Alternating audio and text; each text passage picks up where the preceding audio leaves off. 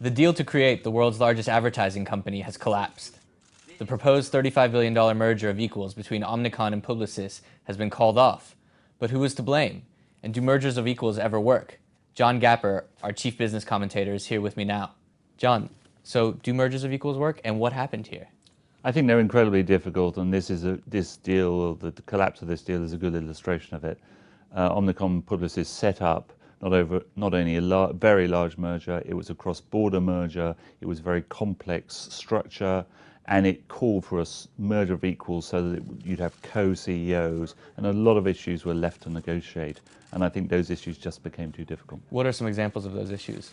Well, one of the straightforward examples is who was going to be the CFO. They'd agreed that Maurice Levy and John Wren of Publicis and Omnicom would share the CEO title, but as soon as they got to the next level down, who was going to be the chief financial officer, they couldn't agree it. So that doesn't give you much hope for organizing all the other jobs, all the other rivalries within the company. And, you know, Omnicom is a great US brand, Publicis a French brand. Was culture a factor here? I think so. I think you see in some of these mergers with US, French companies in particular, there's a great sense in France of wanting to preserve French independence. Le Monde has an article last month about whether or not this was really a Publicis takeover of Omnicom. And I think that there was that cultural difference and the cultural pride added to the tensions. And so where do these companies go from here? Well, both of them are saying we can quite happily exist independently, and clearly they can. I mean, this is a pretty consolidated industry anyway. There's three at the top, those two plus WPP. So there's no real reason why you can't just have three independent large advertising marketing holding companies.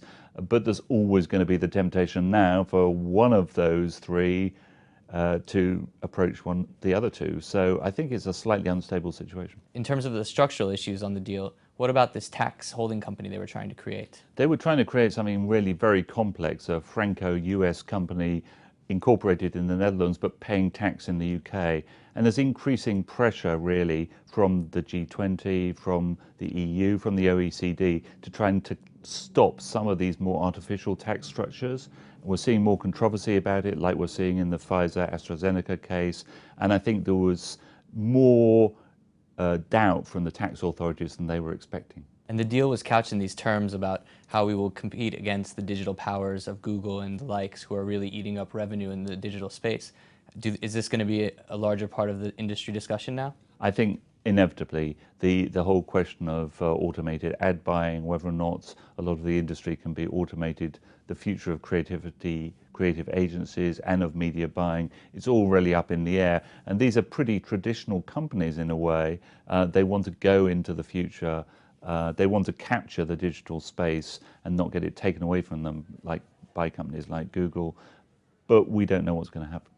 Well, I think it's going to be interesting to follow, and we'll have everything for you on ft.com and the Financial Times. Thank you.